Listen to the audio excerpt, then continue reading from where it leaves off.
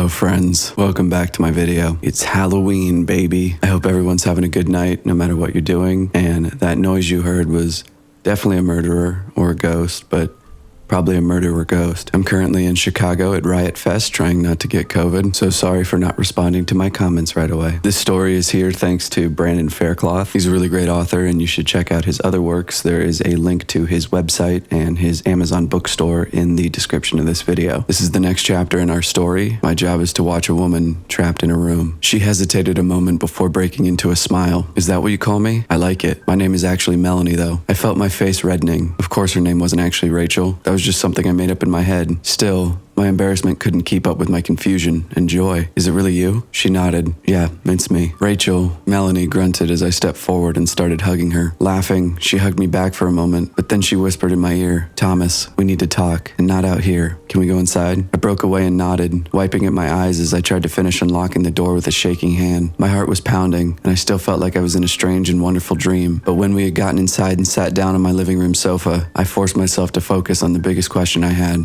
How? Melanie had still been smiling as we sat down, but now she looked worried and sad. Thomas, that's what I'm here to tell you. Things aren't like you think they are. They never have been. I frowned, a new line of fear cutting through my happy haze. What do you mean? She held the bridge of her nose for a moment, looking down like she was trying to figure out how to say whatever it was she had to say. Thomas, you're part of a psychological experiment. I've been a part of it for longer than you have as one of the actors, and I still don't know all the details. I'm pretty sure it's run by some government agency, and I know they're investing a lot of money and time into it, but for what reasons?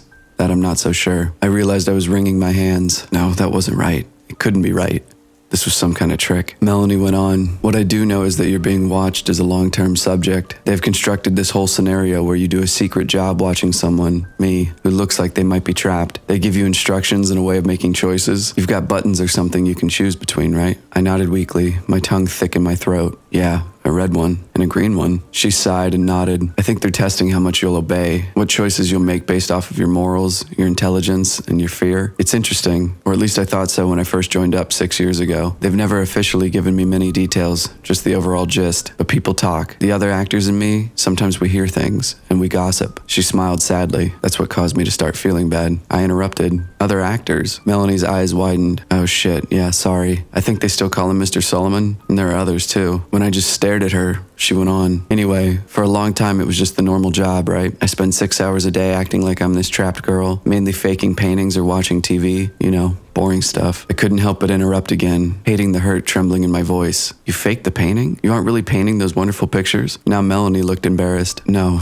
sorry, I can't paint a bit. I'm a pretty good singer though. She tried to smile, but faltered. Reaching forward, she touched my arm. That's why they always have the paintings turned where you can't see them. They're already done beforehand. All you ever see is some blank canvases and, well, when they want me to show you something. Her expression darkened as she went on. That's why I had to break the rules and contact you. When they started doing this hidden message mind game bullshit, I got worried you would take it too serious, that you could get hurt or even hurt yourself. As soon as you left your shift though, I talked to one of the guys in the video department. He told me about how you had reacted, showed me how you were still parked down the street from the building. I drove over. The bedroom set is in a building outside of town. I saw you sitting in your car and I almost approached you then, but I was scared of getting caught and fired, so I parked and waited until I could follow you somewhere else and let you know I was okay. She blinked back tears. I'm ashamed to say I almost left a couple of times. I don't want to lose this job, and I tried to tell myself you would be okay after a day or two. I could get them to change the script enough that you felt like I was okay and wouldn't worry too much. I felt an angry heat growing in my chest. Well, that's nice of you. She looked up, her eyes red. I know, I'm a shit. I'm so sorry. I was being selfish and cowardly, but I didn't actually leave. And then when I saw Charlie leaving the building, saw you running over to talk to him, I knew they were escalating it even further. Charlie? Melanie rolled her eyes in frustration. Shit. Yeah, sorry. Charlie Jeffries. He's another actor. In an earlier version of the experiment, he actually played Mr. Solomon, but they decided he wasn't scary enough, so now he's usually in one of the suits. He's actually done that for your version a lot. You just can't recognize him under all that get-up they wear. I kept curling and uncurling my hands on my lap. It was all too much. I felt like a pinball going between anger and relief and embarrassment and confusion. So all that stuff he told me, that was all just to scare me? See how I'd react? She nodded as she sniffled and wiped her nose with the back of her hand. Yes, I'm sorry. That's why I knew I couldn't wait any longer to tell you. I could see how worried and scared you were going back to your car. I pulled my arm back from her touch. Well, thanks, I guess. At least you stopped me before I went to the police and looked like a joke in front of them, too. I just wanted her gone, her sympathetic, pitying eyes off of me. Thanks for stopping by and letting me in on it. I tried to make my voice sound hard and unfeeling, but it came out watery instead. Standing up, I turned away from her so she couldn't see as I started to cry. If you don't mind, I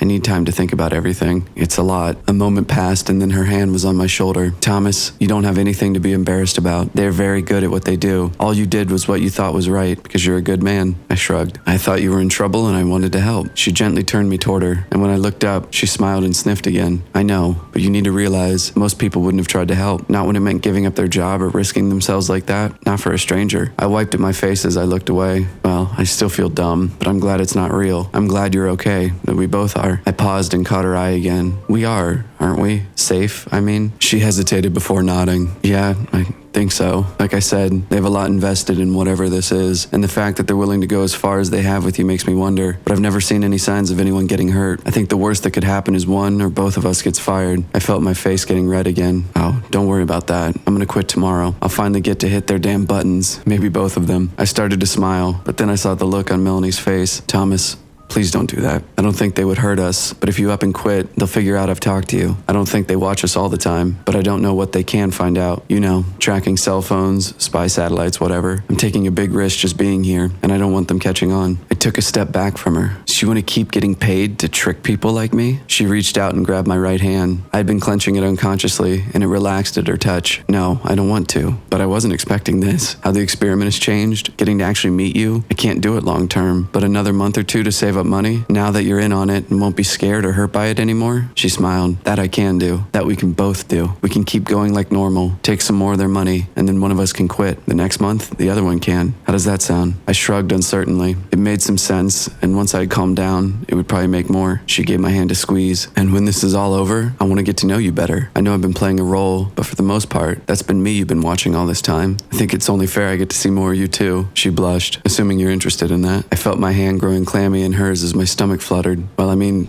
yeah, I would really like that. Swallowing, I added, how long do we have to wait to see each other again? Melanie grinned at me. Work another month or so. Save what you can. And then quit. I'll wait another 2 or 3 weeks, and then I'll do the same. And then she looked up at the ceiling as she pondered it for a moment, and I was struck again by how beautiful she was, even if she was a little different in person than I had imagined. 3 months from tonight, we'll meet right here. I'll come over, and we can start getting to know each other better. How's that sound? Returning her smile, I nodded. That sounds great. When she left a couple of minutes later, part of me hated to see her go, but another part was relieved. I was exhausted, and while I was so happy she was okay, and we had finally met, I felt like the burned up wire in an old light bulb. I needed time alone, time to think and calm down, and most of all, time to rest. I didn't really even remember falling asleep, and when I woke up, I realized my alarm had been buzzing for over 30 minutes. I jumped up and raced to get to my shift at work. As she had been leaving, Melanie had stressed again how we needed to act completely the same. That meant not freaking out, but it also meant not acting like everything was okay either. If I suddenly showed no signs of being worried about her, that would tip them off too. I promised, and she left after a brief hug and kiss. Remembering that now, through the haze of my tiredness the night before, it felt like a dream. Still, I went into the surveillance room with a much lighter heart. I didn't have to worry or feel guilty anymore about not helping her, and there was some satisfaction in finally pulling one over on the people that had tricked me for so long. Besides, in 3 months I would be done with this place and get to see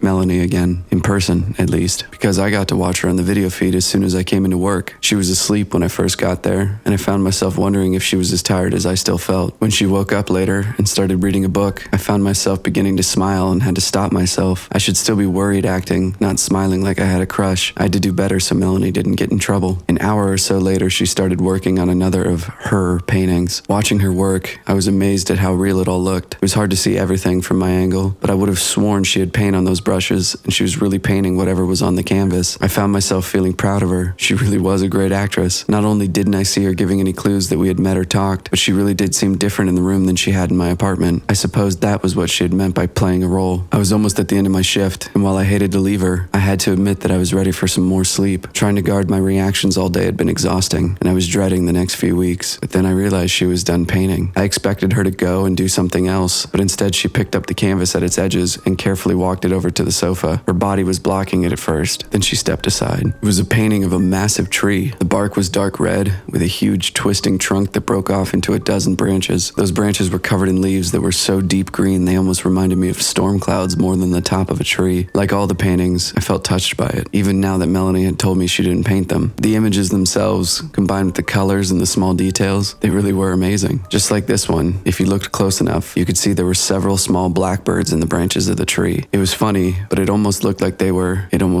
were made out of words. I felt my heart start to hammer, and I forced myself to stay calm. No point in being silly. I knew it was all a game now, and I just had to play my part a little while longer. Still, the worried me would want to know what the words said, so I might as well try to read them. I squinted, following the birds right to left and top to bottom. That girl isn't me. I looked away from the painting to see Rachel staring up at me. She looked terrified. Oh no. I'm going to be nice to y'all and give you the next part, so consider this intermission if you need a blankie or some popcorn or to go fight the ghost murderer. Settle in. I had to do something, and I had to do it right now. If Melanie was somehow fake, that meant they must have sent her. And if they sent her, that meant they knew. They knew about the messages in her painting. They knew about me asking questions, and they knew I didn't hit a button during any of it. I felt panic and fear crawling up my chest, making it hard to breathe. Standing up, I started pacing, periodically glancing back at the monitor to see if Rachel could help me, tell me what I needed to do next. But she had laid down on her bed. It was hard to tell for sure with her back to the camera, but I think she was crying. No, I needed to fix this, get her out of there. And if I didn't have a better plan, I'd just have to go with the one I already had. Feeling the hard eye of the ceiling camera on me, I went to the door and stepped back into the locker room. My phone was in my locker, and after messing up the combination the first time, I got the door open and got it out. Gripping it tightly, I tried to hold it by my side casually, but I knew there was little point. If they knew everything, I wasn't going to be able to hide anything. I just had to try and be fast, get some kind of message out to people that could help Rachel before they got to me. I opened the camera on my phone as I re-entered the surveillance room and hit record. It made a small beeping noise, and once I was sure it was recording, I turned the camera on myself. My name is Tommy, Thomas Calhoun, and my job is watching a woman trapped in a room. This is not a joke or a movie or whatever. This is real. For 3 years, my job is to sit in this room. I move the camera slowly around the room, taking in the door to the bathroom, the water cooler, the desk with the monitors, keyboard, and button box, and watch a video feed of a woman locked up in a bedroom somewhere. I stepped closer to the desk and made sure the monitor showing Rachel was clear and in focus. I didn't know this woman was a prisoner at first, or I tricked myself into thinking she wasn't because the money was good. Either way, I know she is now. She is in danger, and so am I. After lingering on video of her for a few more seconds to make sure every detail could be seen, I turned the camera back on myself. I had to hurry, or the video might be too big to send quickly. I was trying to stay calm, but I felt myself tearing up as I went on, and I did my best to keep my words clear. Please help her. I don't know where she is. I don't know who has her, because I don't know who I really work for, but they are bad people, and she is not safe. All I know is that I work at a building right outside of San Antonio. I only know the names of 2 other people connected to this place. The man who hired me, Mr. Solomon, and a man who might have a job like mine, Charlie Jeffers.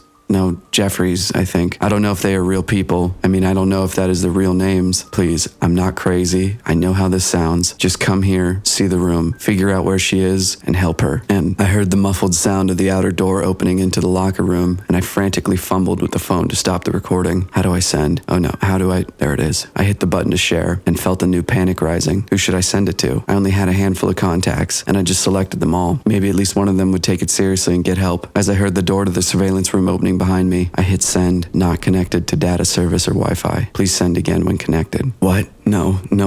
I turned to see Mr. Solomon entering the room. He was flanked by 2 large men in dark suits that looked like bodyguards or something. Raising a finger, he wagged it at me. No service in here, Thomas. But then you should never need service in here, so long as you followed the rules. They took me easily. I tried to make it to the bathroom and close the door, but the 2 guards stopped me and pulled me down. They put the zip ties on my hands and feet and pulled a black bag over my head. Then I was carried out of the room, and it felt like they must have put me in the back of a van that was pulled right up to the building. I was laying on what felt like thin, weird-smelling carpet that covered a hard metal layer underneath. I heard someone get into the van with me, and I asked where we were going, if they would just take me and let Rachel go. There was a short laugh overhead, and then Mr. Solomon's voice as he told me that he would explain everything when we got where we were going. For now, he said, I needed to relax. It was a long drive, and I would need the rest. I went to say more, but then I felt a sharp pain in my neck. They had stabbed me, or no, they injected me with something. I was feeling so strange now, but I had to stay awake. I had to try and get away. I had to. Hello again, Thomas. I blinked as I began looking around. My mouth was dry and my head hurt, but otherwise I felt okay. I wasn't tied up anymore. Instead, I was laying back on a padded table like I'd seen when I went to the doctor. But this wasn't a doctor's office. The room was large, and aside from the padded table, it held a small bed, a desk with a computer monitor on it, and a couple of chairs. Sitting in one of those those chairs was Mr. Solomon. I raised up slowly, blinking at him. Where is she? Is Rachel okay? The man smiled. You really are something, Thomas. Trying to be the hero, even if you don't quite know how. I respect that. Licking his lips, he leaned forward slightly. In fact, I respect that so much that I've decided to start our new relationship with as much honesty as I'm allowed. Some of my colleagues disagree with this approach, but you know what? Fuck them. This is my project, and I think you deserve to know what's going on. Looking more serious, he stood up, lifting the gun he had been holding casually in his lap. But before we get into details, would you like to see Rachel? I slid off the table and nodded as I caught myself from falling. My legs were still wobbly from whatever they had given me, but I barely noticed. Yes, please, let me see her. The real her. Mr. Solomon gave a small laugh and gestured toward a nearby door. Yes, reality is always best. She's just there in the next room. I stumbled my way forward, my legs getting better as I walked, and when I grabbed the doorknob, it turned easily. I expected the door to lead to her bedroom, but instead it opened into another room, a lot like the one I had been in, though the stuff in it was different. Strange machines filled the walls, and in the back of the room was a large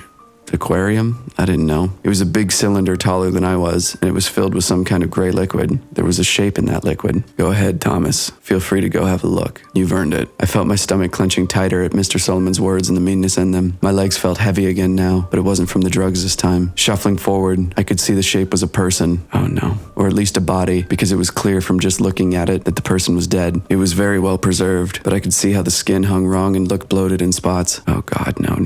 Its hair, which had been floating like seaweed in front of its face, drifted away as I reached the glass, and I could see Rachel staring out at me. Murderer! I turned on Solomon and started to run toward him when he shot me. Suddenly, I was on the ground convulsing as he stepped closer. Don't worry, Thomas. It won't kill you. Just make you unable to move much for a bit. I heard more footfalls as my body began to still. Get him up. Take him back to the other room. I could barely feel anything as I was carried back to the padded table and propped up into a sitting position. This time I was strapped down, but I guess it was more so I didn't fall off, because I couldn't move anything other than my head, and even that just a little. I could hardly see it all from crying, but I recognized the blurry shape of Solomon sitting back down in front of me. Before you ask, well, when you're able to ask anything again. Yes, that is Rachel. Not a fake Rachel, not a dummy, not some kind of trick. As I said, the time for tricks is past. Now is the time for truth. Frowning slightly, he went on. Thomas, I understand that showing you her body that way might seem very cruel. You may hate me for it right now. I would understand it if you did, but you called me a murderer, and at least in this specific context, I think that is unfair, because I didn't kill Rachel. In truth, I've been with this aspect of the project for only 7 years. He gestured back to the door behind him, and Rachel has been dead for over 8. I felt my eyes widened as though they belonged to somebody else's body. It was more lies, more tricks. All of it. No, God, it had to be. Do you know what remote viewing is? He rolled his eyes. Sorry, right, you can't talk right now. I'll just assume you don't. Remote viewing is a broad term for the ability to see things that are far away from you physically, to know things you shouldn't be able to know through your normal 5 senses. Some describe it as a psychic ability, though there are several schools of thought as to how and why it works. His eyes fixed on mine intently. Because it does work, Thomas. Various governments and private organizations have studied it for a very long time, and while publicly it is always ridiculed as pseudoscience and foolish superstition, the reality is that some people have the innate ability, that means it comes naturally, to somehow see other places. Rachel was one of those people. She came into the program when she was 17, having been identified via a front-facing screening process that was ran as a psychological test that paid subjects well at a time when Rachel was looking to make some money. 3 months after being identified as a good candidate, she was taken, and after the initial adjustment period, she became a largely compliant asset that quickly rose to the top of our talent pool. Solomon folded his hands on his knee. I know you cared for her, Thomas, so I think this is worth sharing. Rachel was never treated badly, other than her confinement and the occasional test that was mildly unpleasant. No, we all treasured her. She was enormously talented, not just as a remote viewer, but as an artist. That's how she would convey what she saw, you understand? She would enter into an almost trance-like state when she painted. When she was done, she would have given us a painting of images and words that provided, well,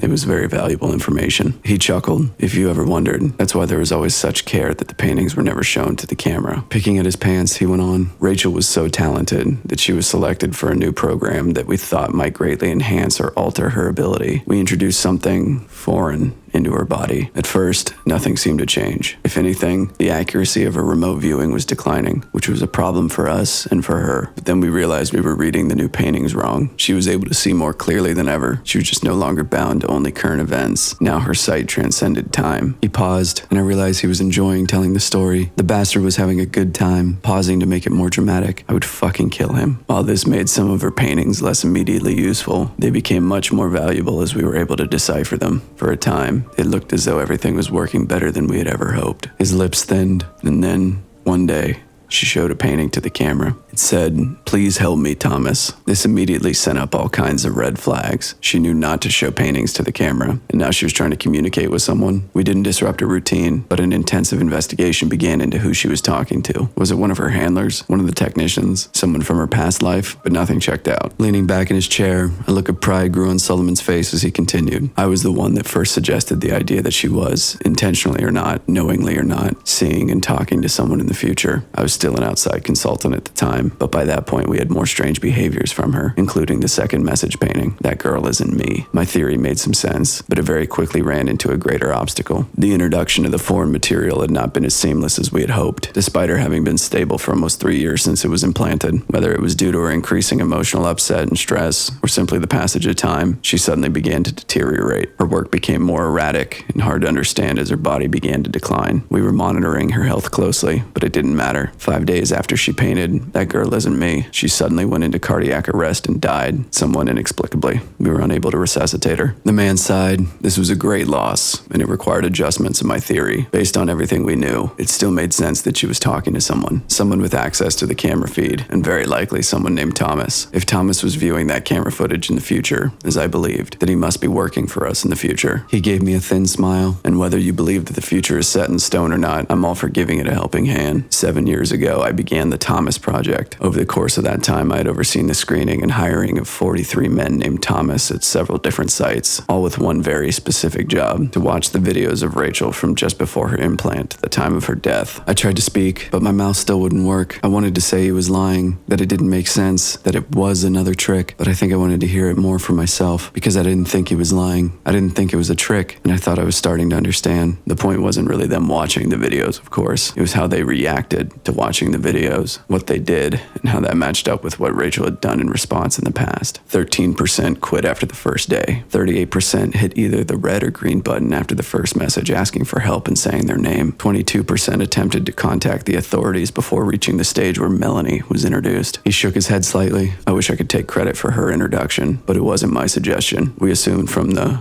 "That Girl Isn't Me" message that there was a double of Rachel introduced to you at some point, perhaps to kill you or dissuade you or find out what you knew. But it took a few tries until we felt it was well refined, and as I pointed out, only 27% made it that far, and all of them failed the next test. He pointed at me. Her name. You see, the girl you've been watching, the talented, wonderful girl whose body is preserved in the next room, her name was Rachel Donovan. I'd always wondered if Rachel was merely seeing you, or if there was some kind of connection between the two of you. When you called Melanie Rachel, I knew that we had finally found the right Thomas, the distant point of light that our Rachel was looking at across space and time. I swallowed thickly and found I could feel my tongue, if only a little. Slurring badly, I pushed out a single word. Why? Solomon looked surprised. I'd have thought that'd be clear by now. You're our only remaining link to one of our greatest treasures. Perhaps you have a similar ability, or it may be that she forged a link purely through her own talent and will. But either way, you are important, and you have more work to do. He stood up and moved over to the table where he had turned on the monitor. As it came to life, I saw it was a frozen image of Rachel's room. A tape paused where I had left off watching. Turning back to me, the man looked solemn. You have to watch the rest of it, because Rachel painted you more pictures before she died, and we have to know what they mean.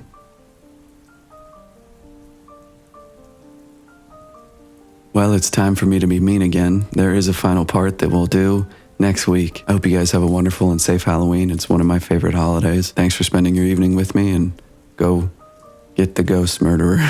Eat death sale this Black Friday. Let's go. Let me know in the comments how angry you are and if you want the last part. Subscribe or don't. Thanks.